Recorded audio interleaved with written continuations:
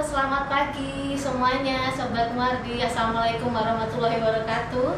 Ketemu lagi di acara Muardi Asah, Asuh, Asih. Anak sehat, anak hebat, anak sehat, Indonesia hebat.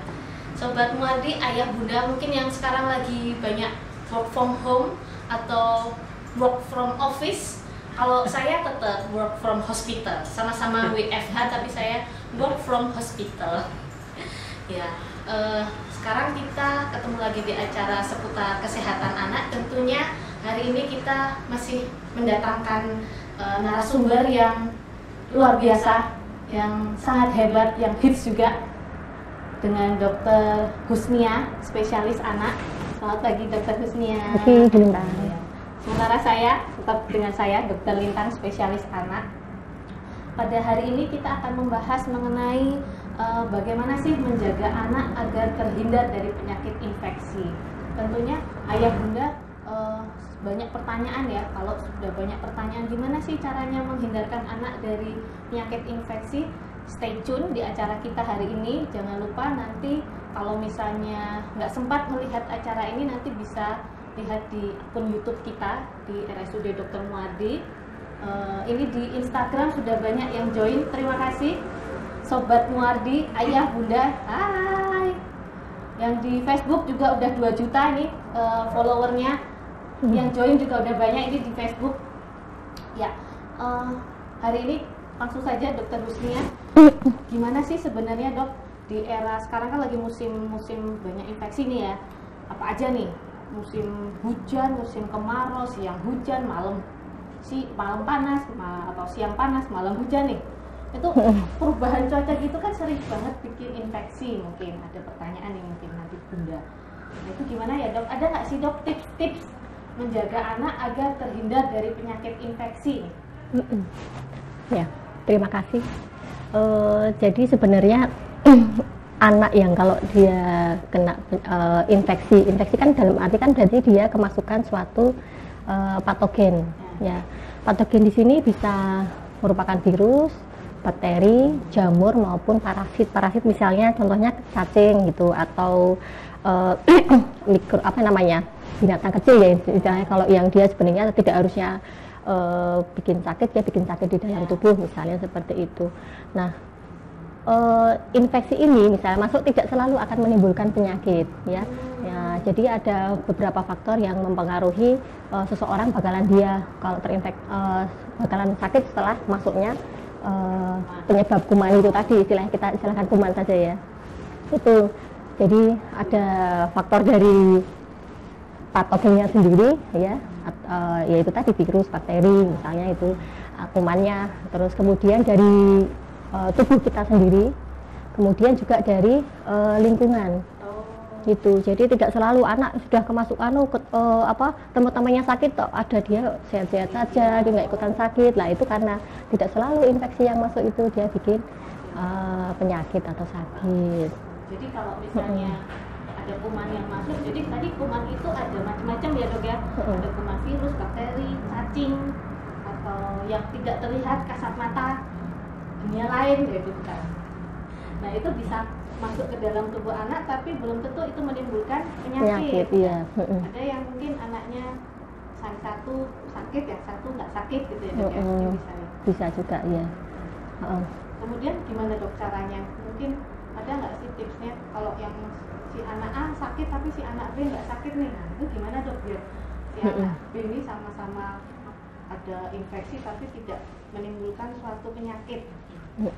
Jadi kalau misalnya yang tadi saya ceritakan tadi ya, faktor dari kumannya, kemudian tubuh manusia itu sendiri. Nah, tubuh manusia itu kan dipengaruhi oleh salah satunya kan sistem kekebalan tubuh. Nah, kekebalan tubuh itu dipengaruhi oleh apa saja? Salah satunya adalah dari nutrisi dia bagaimana gitu. Nutrisi kalau mau ketahanan diri imunitasnya baik, salah satunya nutrisinya harus diet seimbang gitu. Diet seimbang gitu. Makan cukup karbohidrat, protein, kemudian lemak ya kan. Kemudian juga di samping itu berikutnya adalah dari sisi dia lingkungannya gitu. Kalau misalnya kaitannya dengan penularan berarti transmisinya dia bagaimana dia menjaga higienitas gitu, PHBS perilaku hidup bersih dan sehat bagaimana, apakah dijalankan apa tidak. Itu penting banget ya Bunda ya.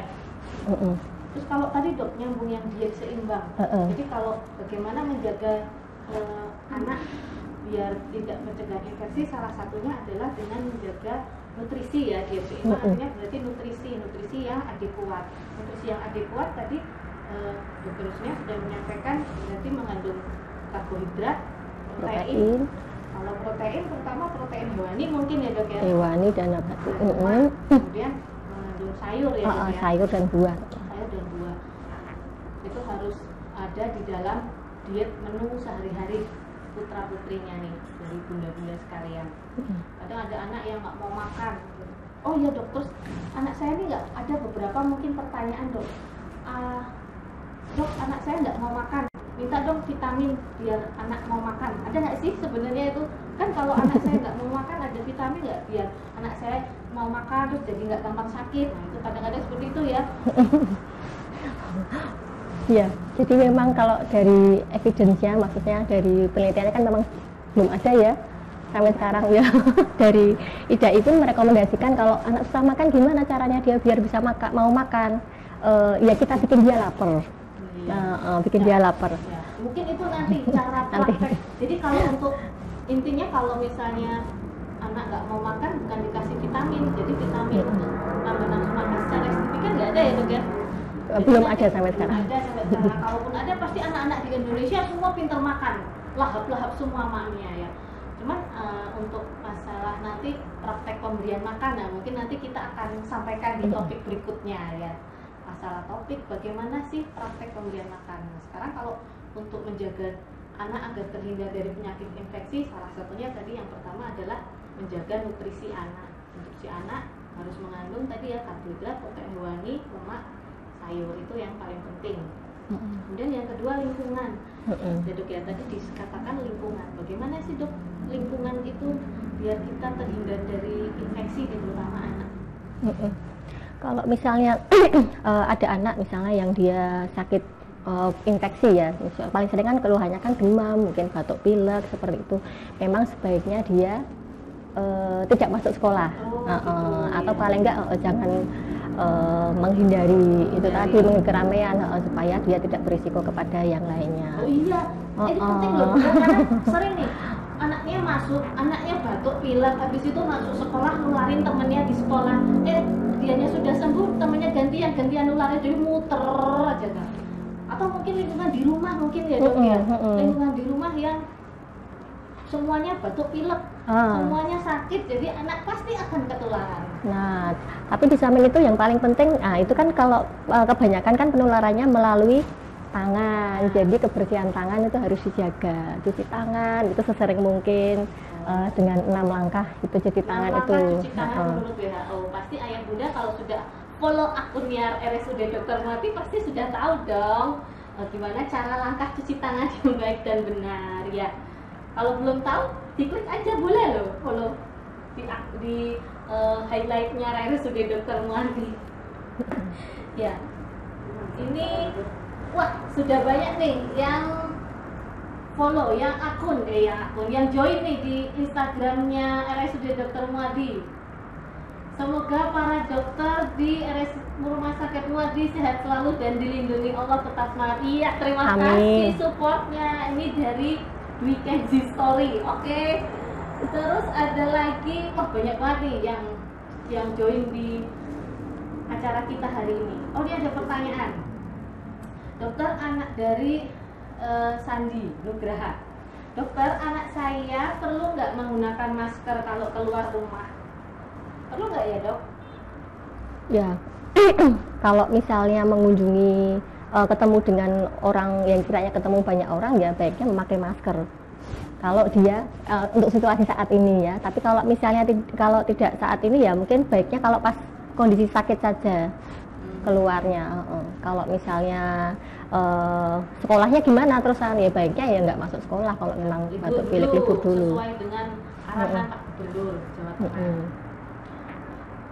Selamat datang nih yang hadir di Facebooknya RSUD Dr. Mulyadi dari Pak Wahyudi Soleh di Tangerang. Wah, jauh sekali dari Tangerang. Followernya RSUD Muardi dari Tangerang nih. Tangerang, ada Semarang, sampai Gemolong, Sragen. Terima kasih sudah bergabung. Oh, dari Hongkong nih, paling jauh nih dari Hongkong nih Mbak Siti Ajah ya. Halo Mbak, kameranya yang mana ini Mbak? Oh ya ini, halo Mbak Siti. Selamat bergabung di akun Facebook kita dari Hongkong loh, Taiwan. Jadi sudah Dr. Muardi ini akunnya sudah go internasional, Masya Allah. Terkenal. Alhamdulillah. Alhamdulillah ya. Mungkin ya ayah bunda yang nyimpen pertanyaan daripada di dalam hati mungkin bisa disampaikan. Ada yang mau tanya boleh silakan diketik di akun Instagram atau di Facebook kita. Mumpung ada pakarnya nih, Dokter Husnia spesialis anak mengenai bagaimana pencegahan infeksi. Oh, ini ada pertanyaan dari Dapur Oki di Instagram. Terima kasih. Halo dokter, anak saya sudah seminggu lebih batuk berdahak, tidak demam juga tidak meler, pernah muntah lendir, bening agak berbusa. Kira-kira gimana dok? Apakah karena alergi? Dok, pertanyaannya dok dari Dapur Oki. Mungkin punya semacam dapur, jadi akunnya dapur bagus banget. Terima kasih. Ya, terima kasih pertanyaannya. Silakan dok. Jadi jadi baiknya memang diperiksakan ya, baiknya untuk tahu pastinya dia batuknya karena alergi apa enggak. Tapi untuk clue-cluenya mungkin yang bisa dicermati di sini adalah batuknya itu dari kapan, ya udah lama apa enggak. Terus batuknya misalnya lebih dari 2 minggu, mungkin perlu dipikirkan suatu alergi, gitu, suatu alergi. Kemudian juga apakah ada demam, ya, atau kalau tidak ada demam mungkin bisa juga alergi.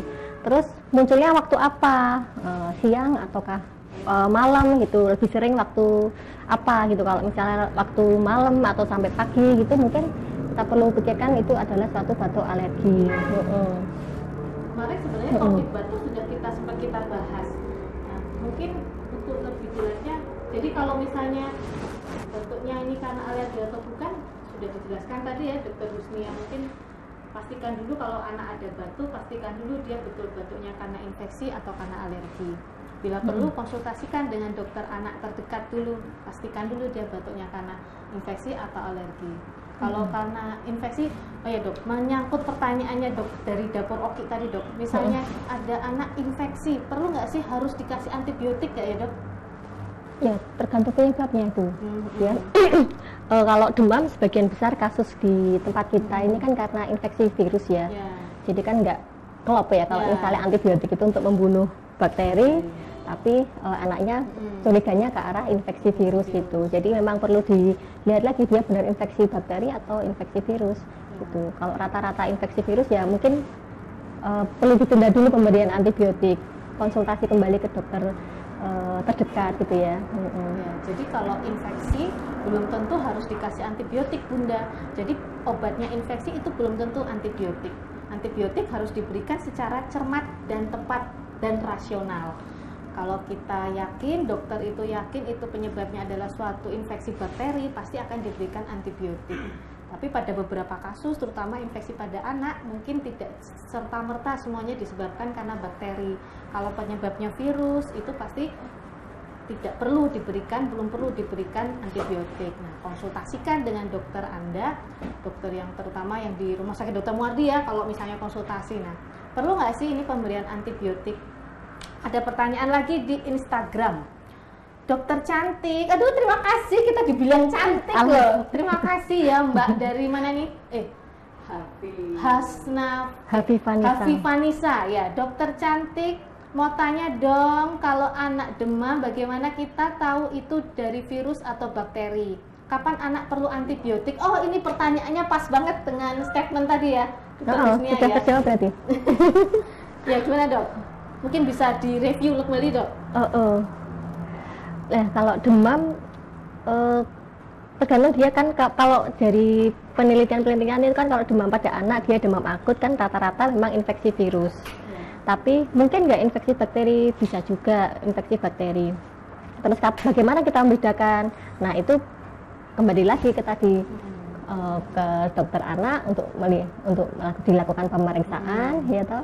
Kemudian kemudian kalau perlu, kalau misalnya panasnya masih berlanjut terus sampai 3 hari, mungkin perlu dilakukan pemeriksaan laboratorium. Itu nanti dilihat kadarnya, bagaimana kadar leukositnya, mungkin kemudian dan dikonnya istilahnya itu ya, nanti hasil pemeriksaan labnya bagaimana gitu. Jadi gitu ya Mbak Hafi Vanessa. Jadi bagaimana kalau anak demam, taunya itu virus atau bakteri seperti Dokter Husnia tadi? Biasanya kalau infeksi virus sifatnya akut atau hanya butuh beberapa hari, ya mungkin 1-2 hari ya dok ya, 1-2 hari atau 3 hari ya, gitu. 1 minggu. Biasanya sampai dengan demam sampai 1 minggu itu masih bisa disebabkan karena infeksi virus. Jadi tidak semua demam harus diberikan antibiotik. Antibiotik harus pemberiannya tepat dan rasional. Kemudian ada pertanyaan lagi nih di atas dari Mbak Hasna Farida, yang atas Mbak, yang atas. Nah tadi kelewat. Dok, adikku umur 16 tahun. Dia batuk-batuk sudah 2 minggu. Itu karena apa ya? Obatnya apa ya, Dok? Nah, ini. Pertanyaannya banyak banget ini ya, pertanyaan batuk. Ya. Silakan batuk. Nah, itu kembali lagi. Ya, hampir sama seperti yang tadi ya. Perlu ditanya perlu kembali ke dokter anak terdekat, kemudian dilakukan pemeriksaan anamnesis gitu, ditanyakan riwayatnya lebih lanjut bagaimana, pemeriksaan fisik yang ditemukan apa. Jadi mungkin kalau dari pemeriksaan itu diperlukan pemeriksaan penunjang, nah itu baru bisa diketahui dia batuknya karena apa. Gitu. Jadi macam-macam ya. Bunda, tidak bisa kakak, cantik, mama, mamis. Jadi kalau misalnya batuk, apalagi batuk 2 minggu, penyebabnya masih macam-macam. Masih penyebabnya bisa virus, bakteri, ataupun alergi, itu juga mungkin masih bisa. Bagaimana mengetahui pasti penyebabnya? Tentunya konsultasikan dengan dokter anak terdekat. Konsultasikan dengan dokter anak di RSUD Dr. Muadi juga boleh, silahkan untuk mengetahui penyebabnya. Obatnya apa? Obatnya tergantung dengan penyebab pastinya apa. Itu baru kita berikan obatnya. Begitu ya, mungkin tadi Mbak siapa tadi yang tanya, semoga terjawab pertanyaannya. Ada lagi yang bertanya, pertanyaan udah 2 juta nih, dari 3 juta follower RSUD Dr. Muadi, pertanyaan udah 3 juta pertanyaan. Mbak Ocin Haipien, namanya sulit banget, namanya bagus banget, Ocin Haipien, iya. Gimana caranya untuk meningkatkan daya tahan tubuh pada anak yang susah makan? Nah, gimana nih dok? Caranya meningkatkan mungkin pertanyaan ya, bagaimana cara meningkatkan daya tahan tubuh pada anak yang susah makan? Tujuannya adalah untuk mencegah terjadinya infeksi pada anak. Iya, gimana dok ini dok? Kalau susah makan ya, kalau makanan itu gimana sih supaya meningkatkan daya tahan tubuh? Itu kan salah satunya di situ ada kandungan dari vitaminnya gitu ya. Vitamin itu kan fungsinya salah satu diantaranya adalah suatu imunomodulator ya kan. Nah, bagaimana kalau misalnya anaknya tidak bisa tercukupi itu? Ya mungkin ya perlu kita tetap tambahkan suplementasi ya di situ. Itu suplementasi dari vitamin, bukan tujuannya untuk meningkatkan nafsu makan. Tujuannya bukan untuk meningkatkan nafsu makan, hanya suplemen mengganti beberapa mikronutrien atau zat-zat yang belum terkandung dari apa yang dimakan, mungkin seperti itu. Iya. Tapi kalau untuk suplemen sendiri untuk meningkatkan nafsu makan tidak ada. Nah, nanti mungkin ini banyak pertanyaannya nih anak yang susah makan. Nah, mungkin nanti bisa nih kita buatkan topik tersendiri bagaimana tips dan trik anak susah makan, atau tips and trik praktek pemberian makan pada anak. Tentunya nanti di sesi berikutnya ya, Dokter Husnia ya. Ya, siap. Iya. Semoga terjawab ya Mbak Ocin Haipien. Namanya bagus banget. Saya sapa dulu yang di Facebook, ini dari Grobokan. Masya Allah, dari Grobokan loh. Dari Jawa sampai Indonesia sampai internasional nih akunnya RSUD Dr. Muadi. Followernya sekarang makin banyak ya Mbak ya. Followernya RSUD Dr. Muadi sudah berapa? 16 juta ribu. Iya, semakin banyak ini. Ya, sekarang ada pertanyaan lagi dok dari Fitri Rohayati. Halo Mbak Fitri Rohayati, Selamat bergabung. Dokter, saya mau tanya, intoleransi laktosa pada bayi itu kira-kira sampai umur berapa biasanya nggih, Dok? Terima kasih. Waduh, pasti orang Jawa ini, sama kayak saya orang Jawa. Jeh, nanti dijawab sama Dokter Husnia. Ya, silakan, ini Dok. sebenarnya di luar topik ya. Sebenarnya di luar topik ini, Dok.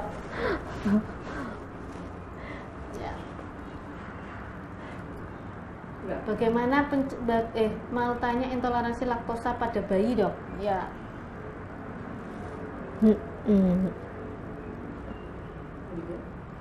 Taunya intoleransi laktosa dari mana? Nah, itu dia. Ya, belum tahu. Benar nggak dia intoleransi laktosa? Ya, kemudian dicari penyebabnya intoleransi laktosa karena apa? Ya. Jadi Ya, tergantung. ya, Kalau misalnya dia karena diare terus menerus, ya mungkin diarenya perlu, maksudnya diare karena infeksi, berarti diperbaiki dulu infeksinya. Nanti harapannya nanti ususnya perbaikan, kemudian enzimnya itu kembali pulih, akhirnya infeksinya teratasi intoleransi laktosanya. Jadi tergantung dari itunya, penyebabnya yang mendasarinya apa dulu. Ya. Jadi intoleransi laktosa itu macam-macam penyebabnya. Kalau pada bayi biasanya penyebabnya karena infeksi virus ya, Dok, ya. Bisa terjadi infeksi rotavirus itu ya yang menjadi penyebab infeksi diare. Anak dengan diare bisa terjadi intoleransi laktosa. Nah, kalau intoleransi laktosa harus diketahui dulu penyebabnya, digali dulu penyebabnya. Kalau penyebabnya memang ada penyebab yang lain, nah diatasi dulu penyebabnya, baru nanti akan tertangani intoleransi laktosanya. Ya, seperti itu, Mbak Fitri. Mungkin kalau misalnya ada yang ditanyakan bisa dikonsultasikan dengan dokter spesialis anak di RSUD Dr. Mulyadi juga boleh. Tadi ada yang nanya, Mbak, kelewat, Mbak. Ini dari Ginarsih Hutami. Dok, peran imunomodulator seperti echinacea untuk meningkatkan daya tahan tubuh seperti apa ya, Dok? Apakah boleh digunakan dalam jangka panjang pada anak? Bagaimana dengan vitamin C? Terima kasih, Dok. Nah, ini, Dok, pertanyaannya nih. Ini lagi ngetren banget nih pertanyaannya ini ya. Sebenarnya, ya. Gimana, Bu Lintang? Jadi kalau sampai saat ini belum ada rekomendasi khusus ya. Kalau misalnya ada echinacea suplementasi itu harus diberikan pada anak gitu, tidak ada rekomendasi khusus seperti itu. Dan kalaupun diberikan, misalnya contohnya imunomodulator kan tidak hanya echinacea saja, macam-macam. Vitamin itu kan juga suatu imunomodulator, zinc itu kan juga mineral kan juga suatu imunomodulator yang sebenarnya kita bisa dapat dari makanan. Ya, jadi sebaiknya ya memang nutrisinya dulu, kalau nggak bisa baru diberikan suplemen. Nah, kalau terpaksanya memang diberikan suplementasi, misalnya vitamin C, kapan, berapa lama? Dari penelitian baru sebaiknya maksimal 2 minggu, tidak boleh lebih dari itu.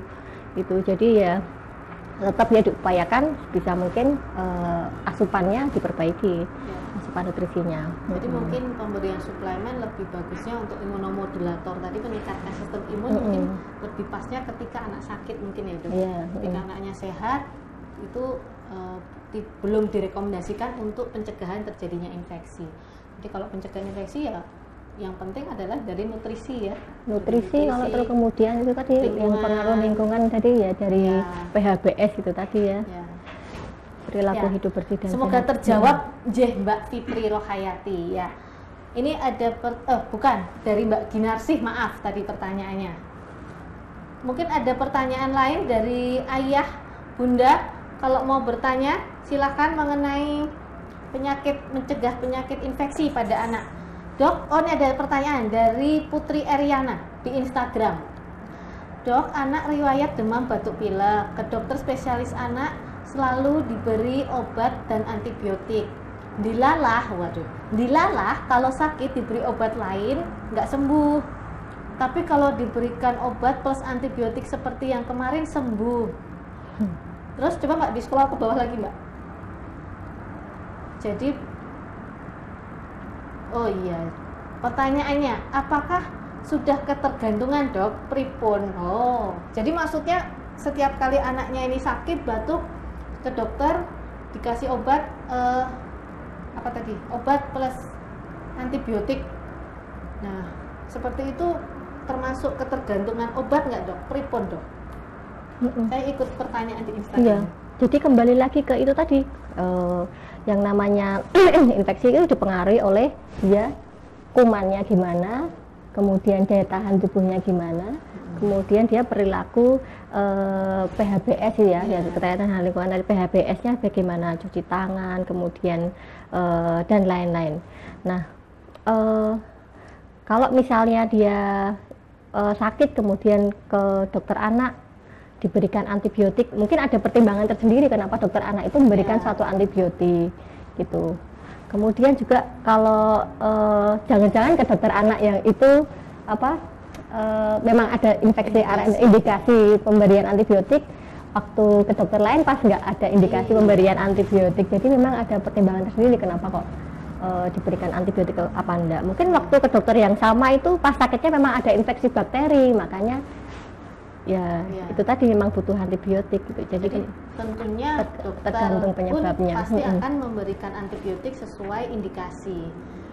Jadi kalau misalnya Mbak Putri ini mengenai pertanyaan anaknya apakah ketergantungan ya dok, kalau seperti ini ada nggak sih dok ketergantungan obat terhadap antibiotik? Nggak ada sebenarnya. Nggak ada ya. Ada. Setahu kami nggak ada antibiotik membuat ketergantungan tidak. Nah mungkin nanti bisa dikonsultasikan kembali nih dengan dokter anak yang merawat. Jadi yang berisiko tuh malah kalau dia beli antibiotik ini ya di luar gitu tanpa indikasi lah, itu nanti berisiko ketika dia sakit yang sama dia nggak mempan dengan antibiotik yang sudah dibeli secara ini. Jadi yang berbahaya adalah ketika ayah bunda membelikan antibiotik kepada putra putrinya atau untuk diri sendiri, jadi yang tanpa resep. Jadi antibiotik pemberiannya harus tepat indikasi dan rasional, tentunya dengan resep dokter. Kapan kita pakai antibiotik? Apabila kita sudah yakin itu ada infeksi bakterial ya dok ya. Iya. Pertanyaan lagi nih, ada nih dari Iput Maulana. Pertanyaannya ini laris manis nih dokter Husnia nih pertanyaannya nih.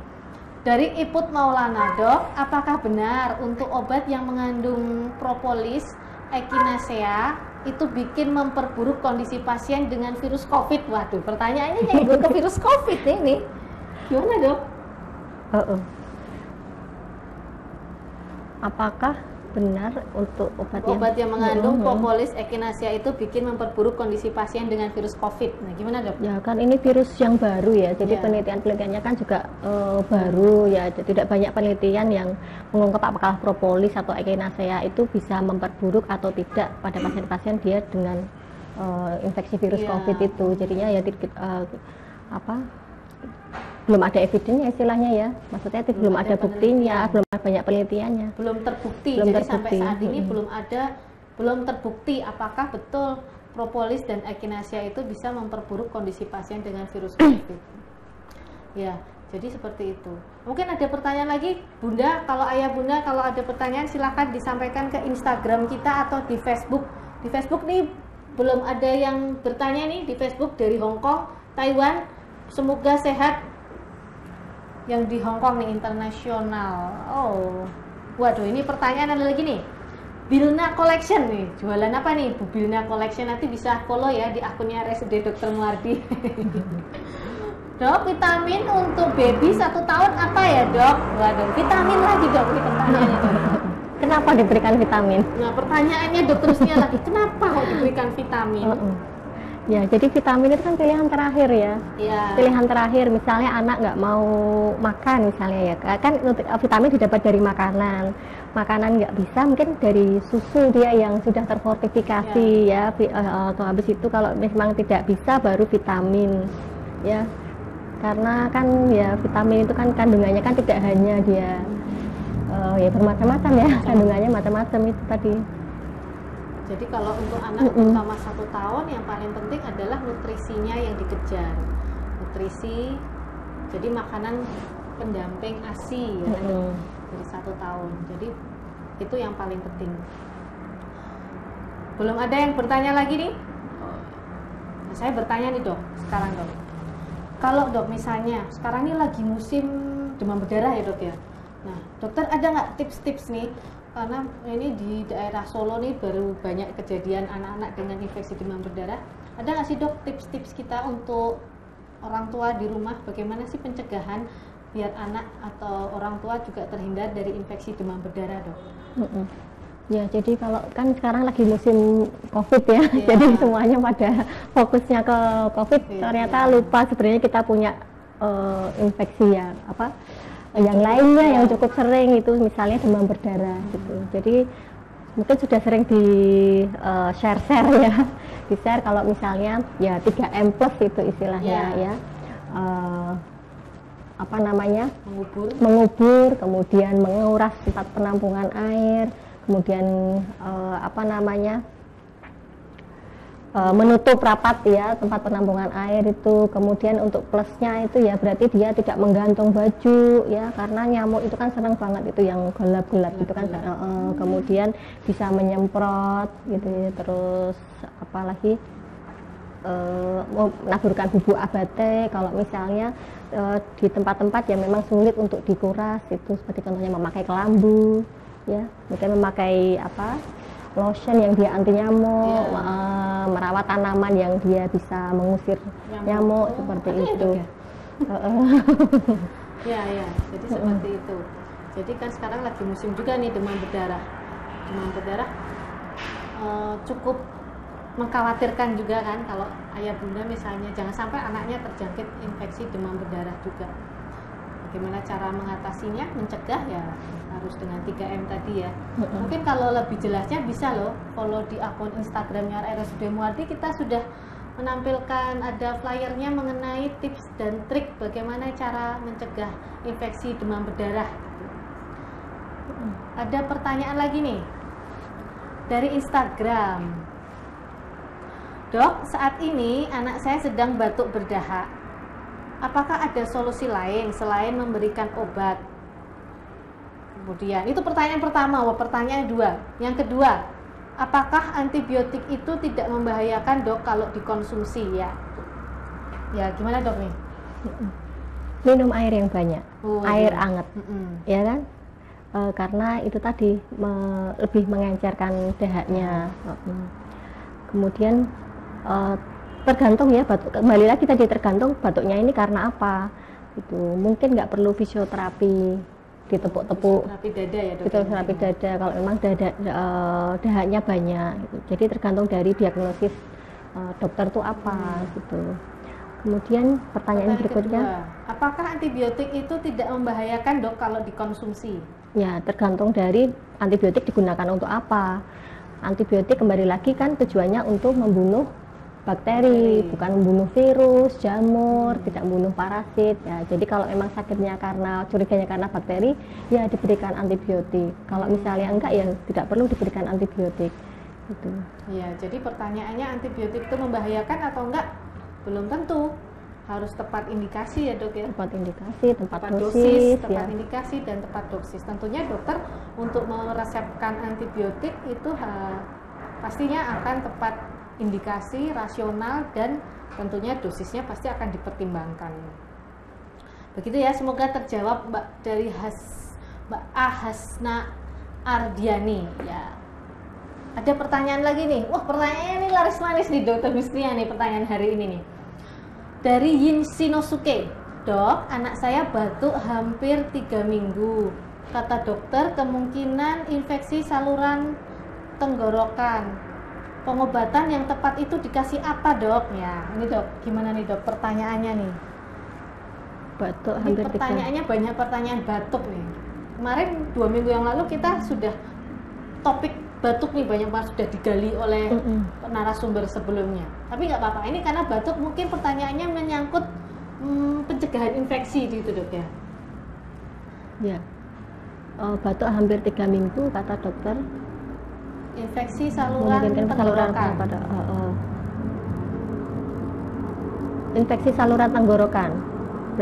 Yang jadi silakan dok. Jadi memang perlu itu tadi kan banyak ya kenapa kok dia bisa infeksi. Kembali lagi diagnosisnya dia apa? Kalau misalnya infeksi tenggorokan, bagaimana perilakunya dia? PHBS-nya, kemudian sudah diterapkan belum etika batuk gitu ya. Kemudian juga bagaimana asupan nutrisinya, itu kan juga berpengaruh dia nantinya terhadap daya tahan tubuh, kemudian dari penyembuhan sakitnya ya. Jadi ya kalau pengobatan yang paling tepat tergantung penyebabnya ya Bunda ya. Iya, kalau penyebabnya karena infeksi batuk, infeksi karena bakteri atau yang lain, infeksi bakteri yang ringan, mungkin biasanya dia akan sembuh. Cuma nanti kalau sudah lebih dari 3 minggu bisa dikonsultasikan dengan dokter anak. Jadi sebaiknya kalau misalnya ada pertanyaan bisa dikonsultasikan langsung dengan dokter. Jadi jangan googling, kemudian menyimpulkan sendiri, mengobati sendiri. Nah, sebaiknya dikonsultasikan. Kalau perlu diperiksa langsung dengan dokter yang merawat atau dokter yang terdekat dengan Bunda. Nah, terus ada pertanyaan nih dari Dokter Yongki Afi. Iya. Di Facebook, kasus COVID pada anak bagaimana dok?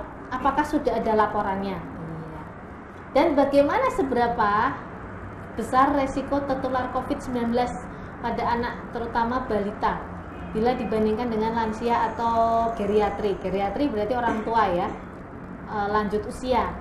Dan langkah efektif apa untuk pencegahan dok? Gimana nih dok? Ini menyangkut. Kalau dari yang di luar negeri ya, memang kasusnya kalau di anak lebih sedikit dibandingkan kalau dia usia lansia, dewasa dan lansia gitu. Meskipun demikian tetap bisa mengenai semua usia gitu. Kemudian bagaimana langkah yang efektif untuk pencegahannya?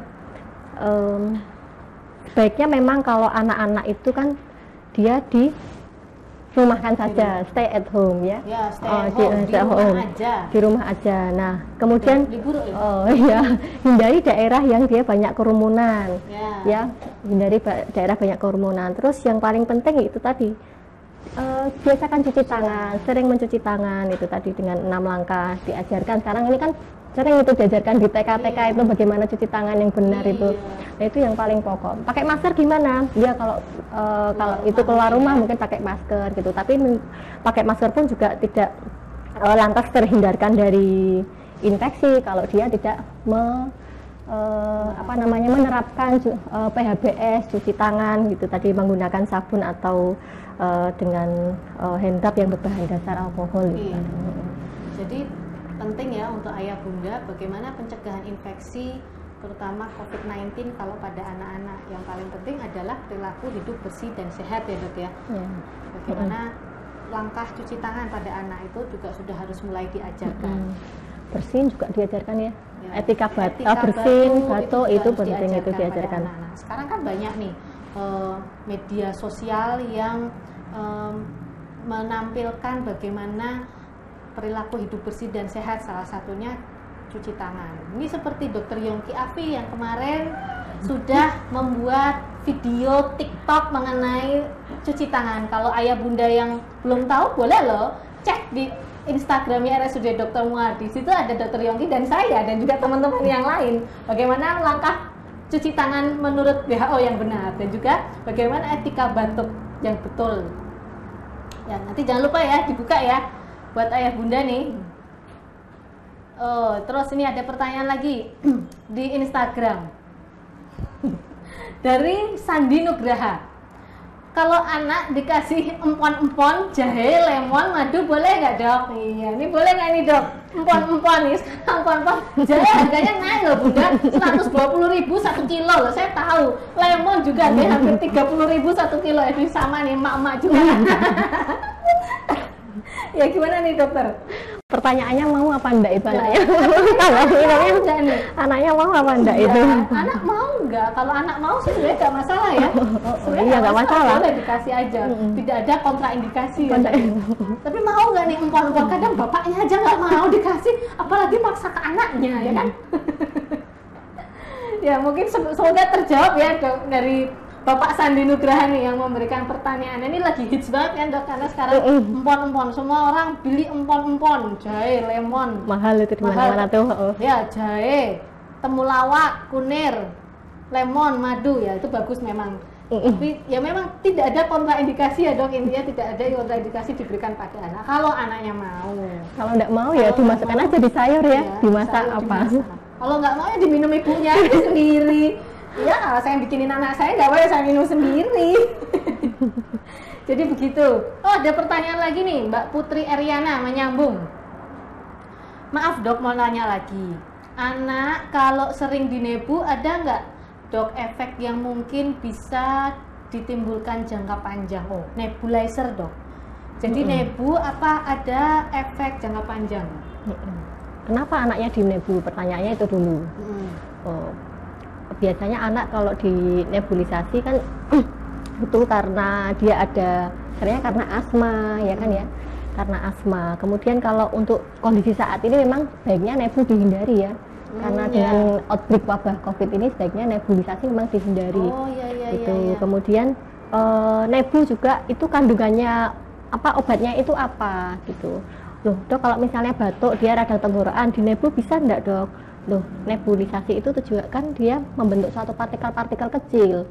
Targetnya kan di saluran napas yang apa bagian atas, cuman kan yang lebih ke bawah dibandingkan sama tenggorokan gitu. Jadi kalau misalnya targetnya di situ anaknya radang kan juga akhirnya nggak nyampe juga gitu ya. Ya jadi tidak semuanya kan perlu dinebu kalau anak batuk, tergantung dari penyebabnya apa.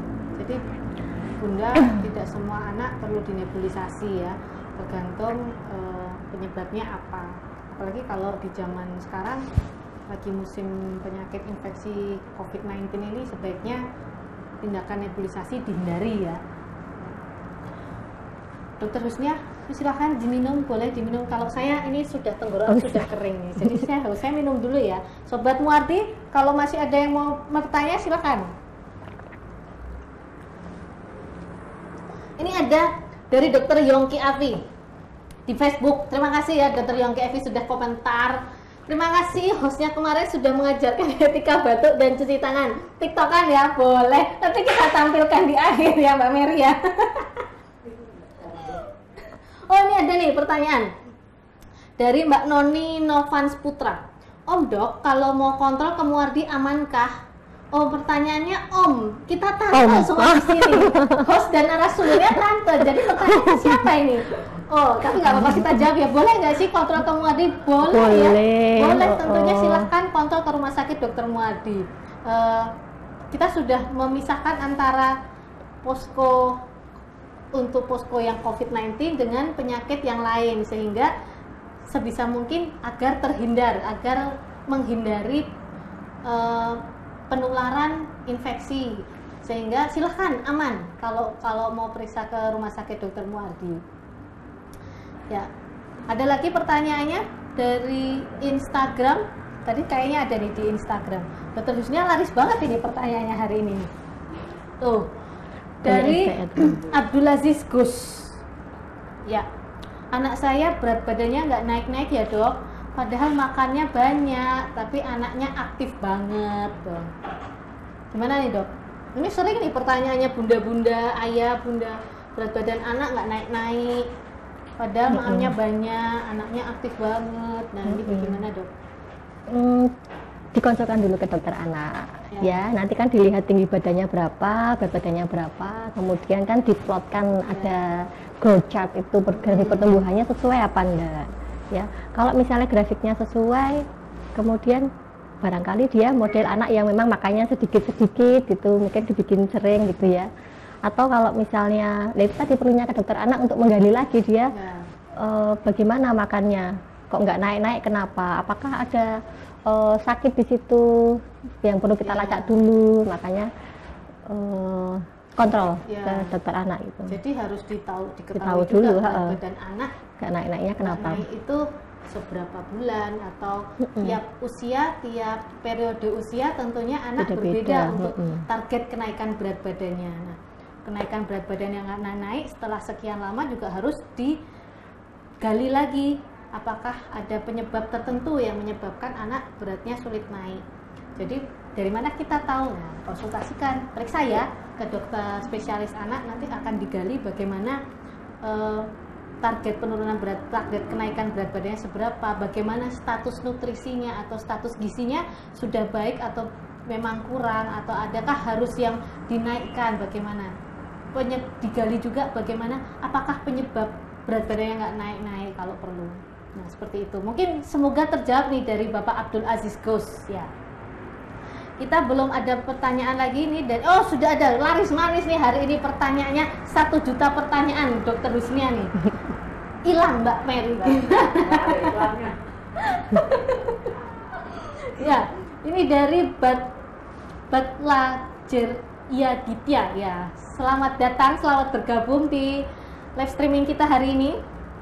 Dokter izin bertanya, bagaimana edukasi ke orang tua yang panik?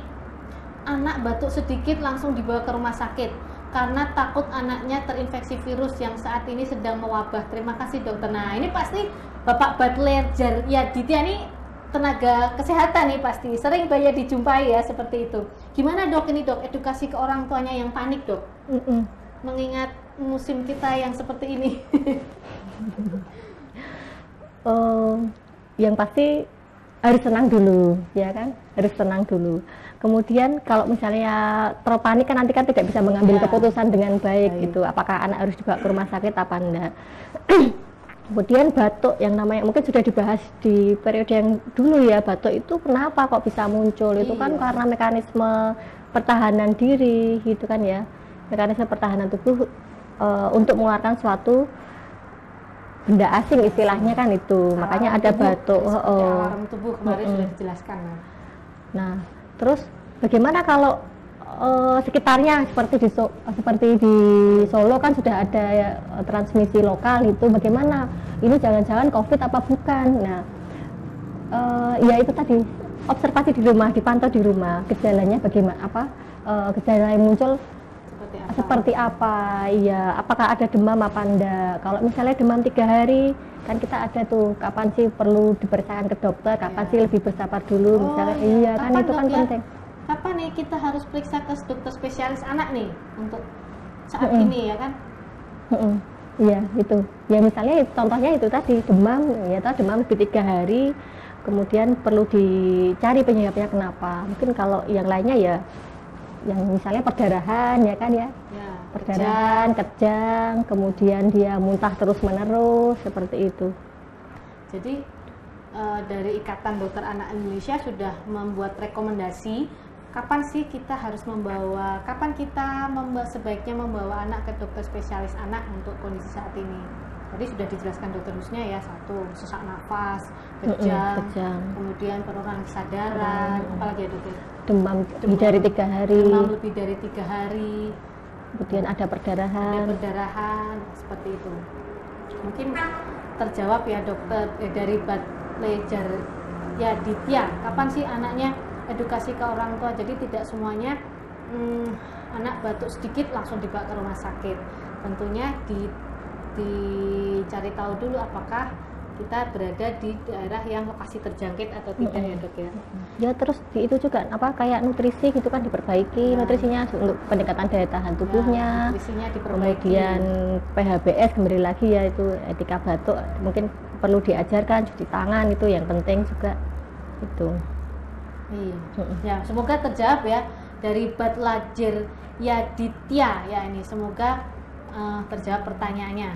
Ada lagi mungkin pertanyaannya, ini Laris Manis Tanjung Kimpul ini pertanyaannya. Terima kasih buat ini followernya RSUD Muardi yang sudah memberikan jempol, ada ini tos tepuk tangan ya, terima kasih.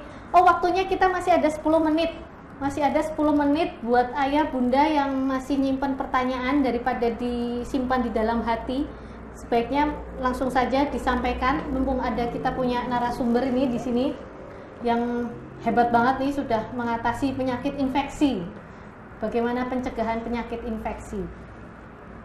Sambil menunggu, kalau misalnya ayah bunda sobat Muardi juga kalau misalnya tidak sempat melihat live streaming hari ini, kita bisa nanti cek di akun YouTube kita di RSUD Dr. Muardi. Jangan lupa subscribe, komen, dan like ya. Iya.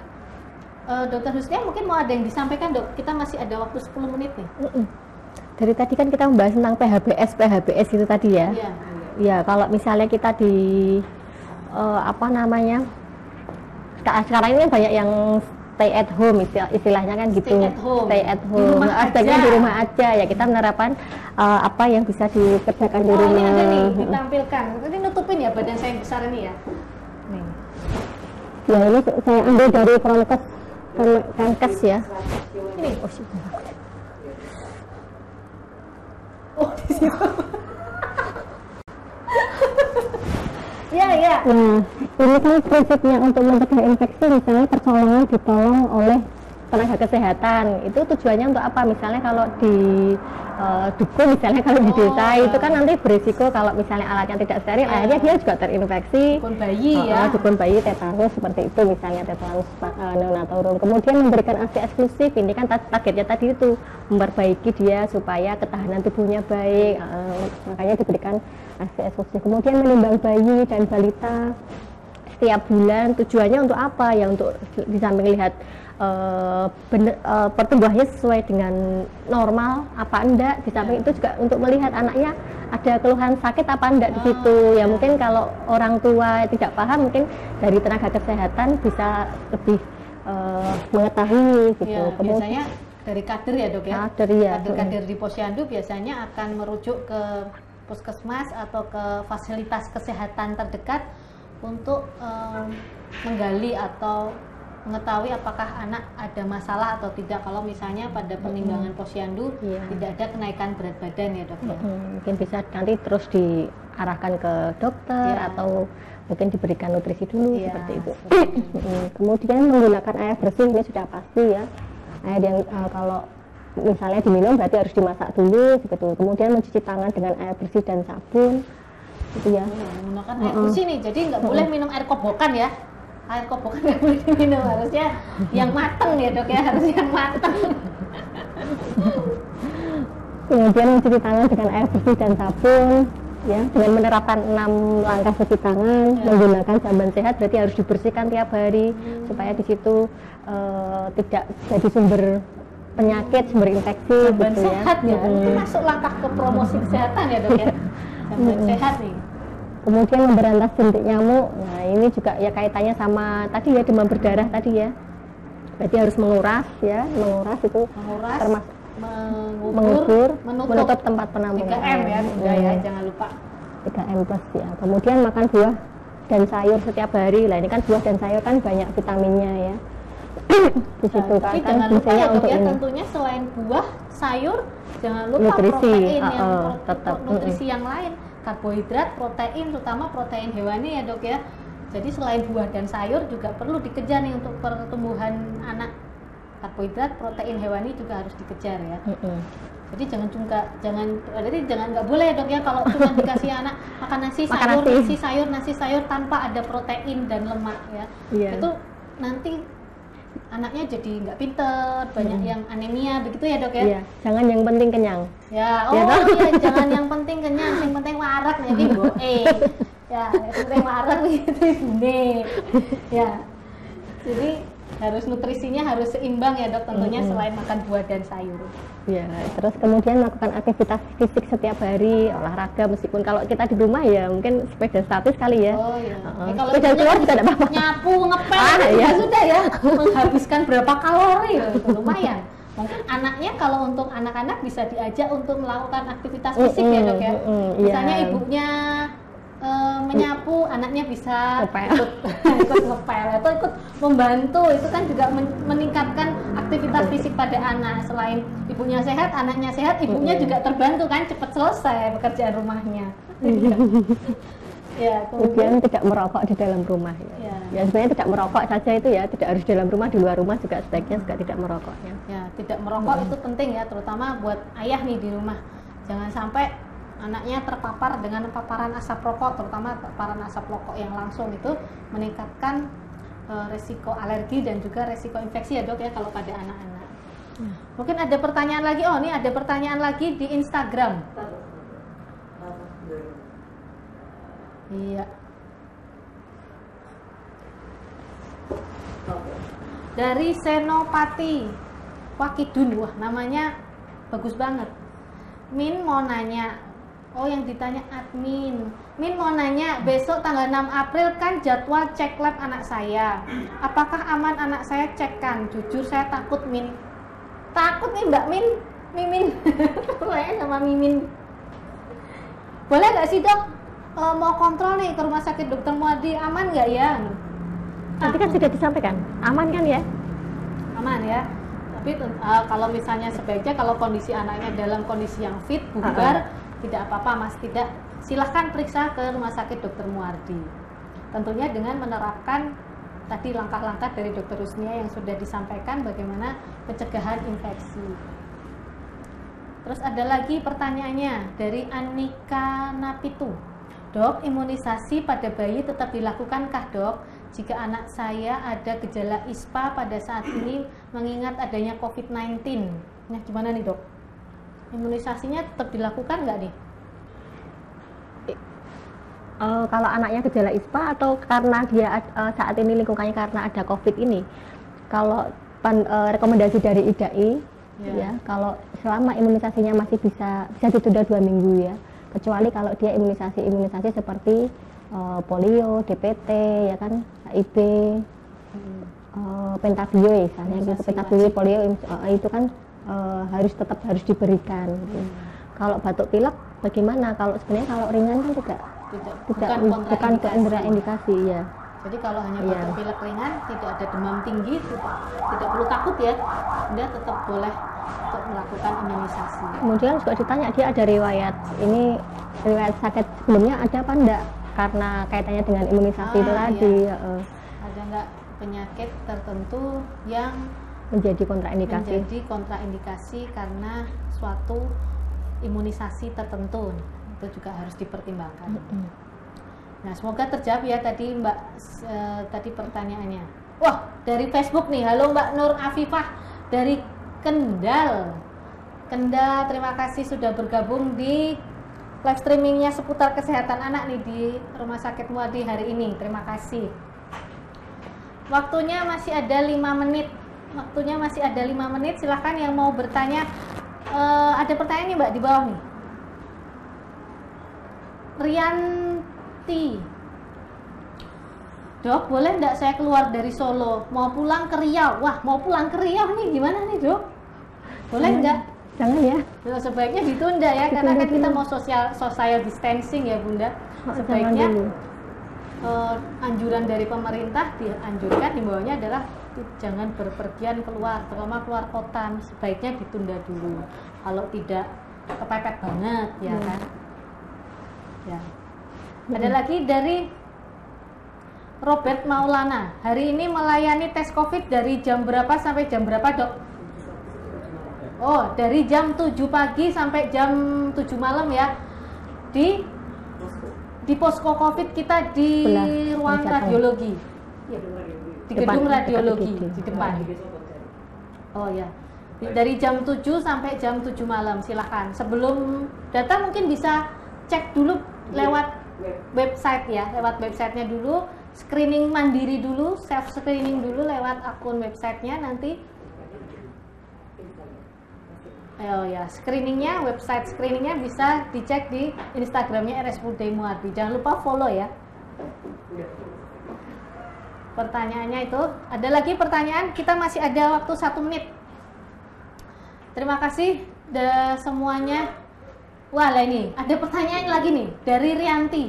Terima kasih dok sarannya kalau pulang ke Karangpandan boleh nggak dok? Ke Karangpandan dok boleh nggak? Kita di Solo itu kan nggak tahu ya, kita sudah ada maksudnya tuh kita sudah terinfeksi apa belum, karena kan kalau terinfeksi belum tentu juga sakit, dia juga tanpa gejala kan. Kalau misalnya di rumah ada orang tua yang dia lebih berisiko untuk COVID, ya sebaiknya memang kita tetap di sini. Self precaution istilah Jermannya self precaution. Kalau pulang ke Karangpandan silakan, tapi harus tahu bagaimana resikonya, apakah betul menular, bisa mencegah, bagaimana kita mencegah agar tidak menularkan ke yang lain, karena kan tidak tahu ya Mbak ya. Tapi kalau piknik ke Karangpandan sebaiknya nggak usah, hindari dulu tempat keramaian. Tapi kalau mau pulang ke rumah orang tua di Karangpandan ya monggo silakan, tapi yang penting harus tahu self precautionnya ya. Nah, nanti hasil rekaman live streaming hari ini nanti bisa dilihat kembali di Facebook dan akun YouTube-nya RSUD Dr. Muardi. Jangan lupa subscribe, like, komen ya. Dan juga share juga akun media sosial kita di Instagram, Facebook, dan YouTube. Jadi kalau misalnya ayah bunda yang terlambat mengikuti acara hari ini bisa dicek nanti di akun YouTube kita. Nah, ini closing nih, dokter, mungkin ada yang mau direview kesimpulan pada kita hari ini apa nih, dok? Pertemuan kita hari ini, dok. Jadi bagaimana untuk mencegah penyakit infeksi pada anak? Yang pertama adalah peningkatan daya tahan tubuh dulu. Daya tahan tubuh ditingkatkan dengan cara apa? Ya, salah satunya pemberian nutrisi yang adekuat. Kemudian yang berikutnya adalah bagaimana kita supaya menjaga diri dengan sering mencuci tangan gitu tadi, menerapkan PHBS di lingkungan kita gitu ya. Masuk di situ adalah etika batuk, misalnya kalau sedang batuk, kemudian menjauhi tempat keramaian, misalnya kalau untuk saat ini dengan kondisi wabah COVID ini gitu kan ya, memakai masker mungkin seperti itu. Yang bisa itu saja. Ya, terima kasih ya Dr. Husnia atas semua masukannya hari ini, narasumber kita hari ini Dr. Husnia. Sampai jumpa lagi. Ada mungkin terima kasih yang semua sudah bergabung di live Instagram kita sama di Facebook semuanya. Mungkin ada beberapa yang tidak memberikan pertanyaan tapi sudah memberikan jempol, love, waving atau yang lain. Terima kasih semuanya sudah join dan bergabung di acara kita. Sampai jumpa lagi di acara live streaming Muardi Asuh Asih, anak sehat, anak hebat, anak sehat Indonesia sehat 2 minggu lagi. Sampai jumpa.